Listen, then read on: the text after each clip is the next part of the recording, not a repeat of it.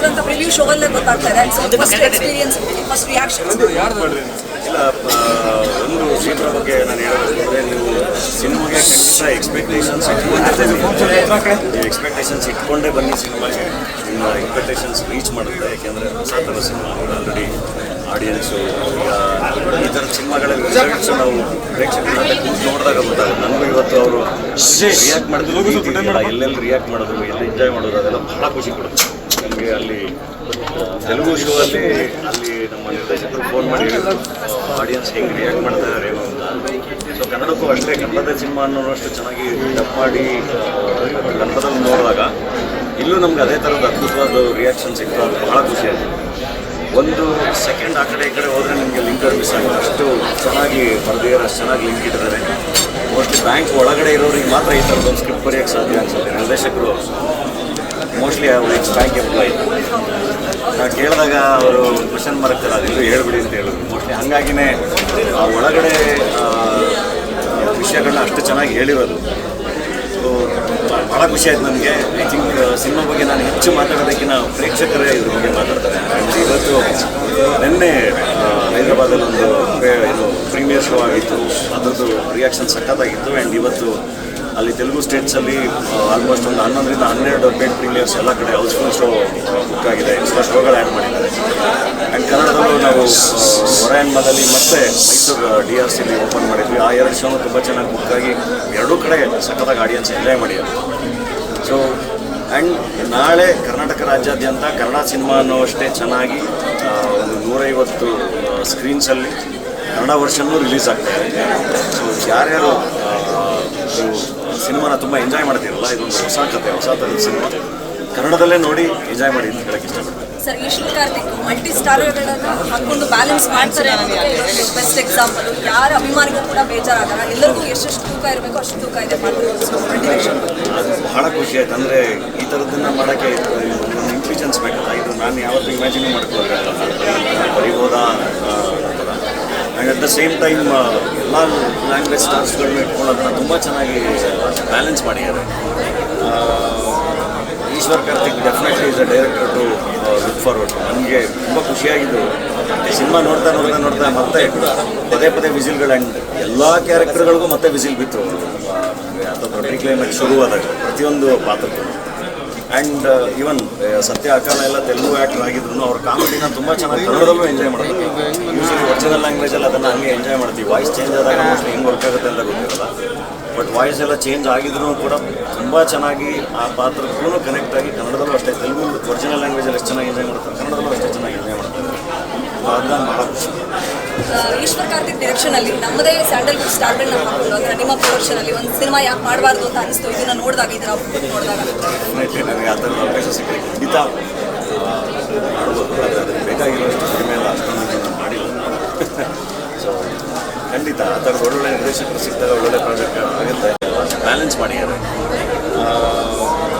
Eshwar Karthik definitely is a director to look forward. ನನಗೆ ತುಂಬ ಖುಷಿಯಾಗಿದ್ದು cinema ನೋಡ್ತಾ ಮತ್ತೆ ಪದೇ ವಿಸಿಲ್ಗಳು. ಆ್ಯಂಡ್ ಎಲ್ಲ ಕ್ಯಾರೆಕ್ಟರ್ಗಳಿಗೂ ಮತ್ತೆ ವಿಸಿಲ್ ಬಿತ್ತು ಅಥವಾ ಕ್ಲೈಮ್ಯಾಕ್ಸ್ ಶುರುವಾದಾಗ ಪ್ರತಿಯೊಂದು ಪಾತ್ರಕ್ಕೂ.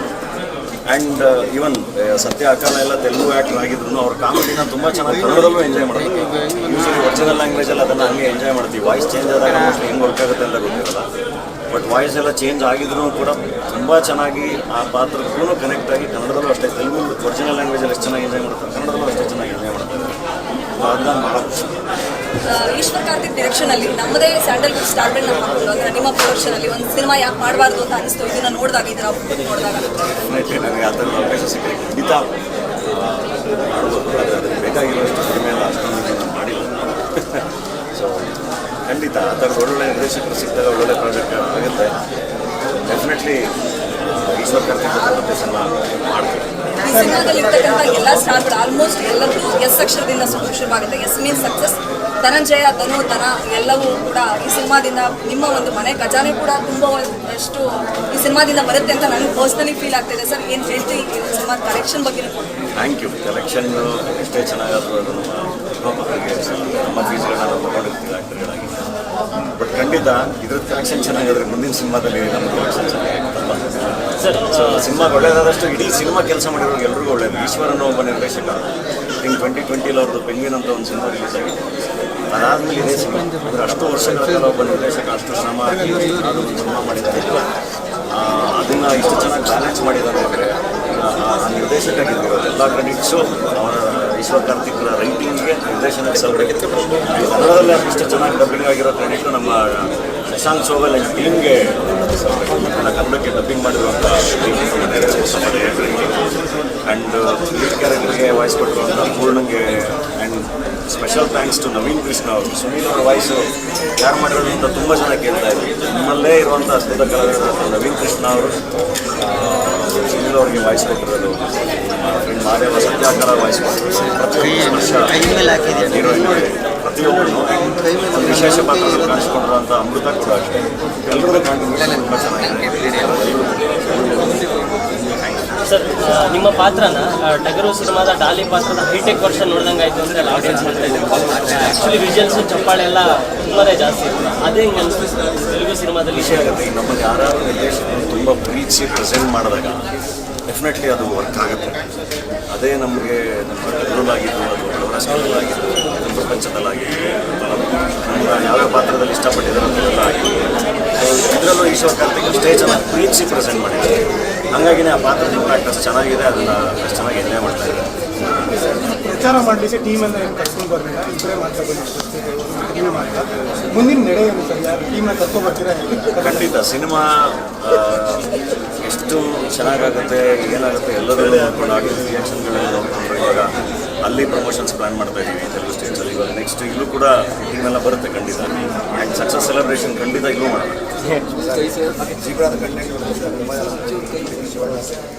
ಮಾಲಿ ಹೆಂಗಿದ್ರೆ ಎಲ್ಲ ಕಡೆಯೂ ಸಲ್ಲಬಲ್ಲ ಕಲಾವಿದ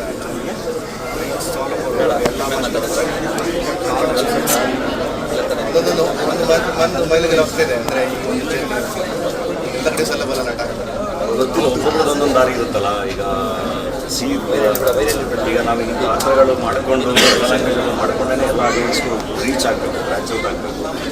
ಆ ಥರದ್ದೊಂದು ಪ್ರಯತ್ನ. ಒಳ್ಳೆ ಟೀಮ್ಗಳು ಸಿಕ್ಕಿದಾಗ, ಒಳ್ಳೆ ನಿರ್ದೇಶಕರುಗಳು ಸಿಕ್ಕಿದಾಗ ಈ ಥರ ತುಂಬ ಚೆನ್ನಾಗಿ ಸ್ಪೇಸ್ ಇರುವಂಥ ಪಾತ್ರಗಳು ಖಂಡಿತ ಮಾಡಬೇಕು. ಆ್ಯಂಡ್ ಸತ್ಯದೇವ್ ಅವರು ಕನ್ನಡ ಆ್ಯಕ್ಟ್ರೆ ಅನ್ನೋಷ್ಟು ಚೆನ್ನಾಗಿ ಕನೆಕ್ಟ್ ಆಗಿದ್ರು ಆಡಿಯನ್ಸ್ಗೆ. It's all beautiful. ಅಂದರೆ ಬೌಂಡ್ರೀಸ್ ಎಲ್ಲ ದಾಟಿ ಎಲ್ಲ ಕಲಾವಿದರು ಸೇರ್ಕೊಂಡೋದೇನೋ ಎಲ್ಲ ಪ್ರೇಕ್ಷಕರು ಜನ ರೀಚ್ ಆಗಿರೋದು ಯಾವತ್ತೂ ಚೆನ್ನಾಗಿರುತ್ತೆ. Thank you sir. ಕೊನೆಯದಾಗಿ ನೋಡಬೇಕು ಅಂದ್ಕೊಂಡಿರೋರು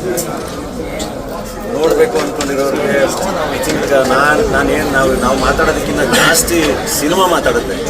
ನಾವು ಮಾತಾಡೋದಕ್ಕಿಂತ ಜಾಸ್ತಿ ಜೀಬ್ರಾ ಸಿನಿಮಾ ಮಾತಾಡುತ್ತೆ. ಹೋಗಿ ಸಿನಿಮಾ ನೋಡಿ. ಆ್ಯಂಡ್ ತುಂಬ ಕೇಳ್ತಾ ಇರ್ತಾರೆ ನಮ್ಮ ಡಬ್ಬಿಂಗ್ ಸ್ಕ್ರೀನ್ಸ್ನ ಜಾಸ್ತಿ ಹಾಕಿ, ಕನ್ನಡ ಡಬ್ಬಿಂಗ್ ಕನ್ನಡ ವರ್ಷನ್ನೇ ಜಾಸ್ತಿ ಹಾಕಿ ಜೀಬ್ರಾದಲ್ಲಿ ಅದನ್ನು ಹಾಕ್ಸಿದ್ದೀವಿ. ಆ ಥಿಯೇಟರ್ ಲಿಸ್ಟ್ಗಳು ಕೂಡ ಅನೌನ್ಸ್ ಮಾಡ್ತಾ ಇದ್ದೀವಿ. ಹೇಮಂತ್ ಡಿಸ್ಟ್ರಿಬ್ಯೂಟರ್ ತುಂಬ ಚೆನ್ನಾಗಿ ಎಲ್ಲ ಕಡೆ ಸಿನಿಮಾನ ಹಾಕಿದ್ದಾರೆ. ಒಳ್ಳೊಳ್ಳೆ ಸ್ಕ್ರೀನ್ಗಳಲ್ಲಿದೆ. ಕನ್ನಡದಲ್ಲೇ ವಿಟ್ನೆಸ್ ಮಾಡ್ಬೋದು. ಆ್ಯಂಡ್ ಕನ್ನಡ ಸಿನಿಮಾನೇ ಅಷ್ಟು ಚೆನ್ನಾಗಿದೆ. Thank you.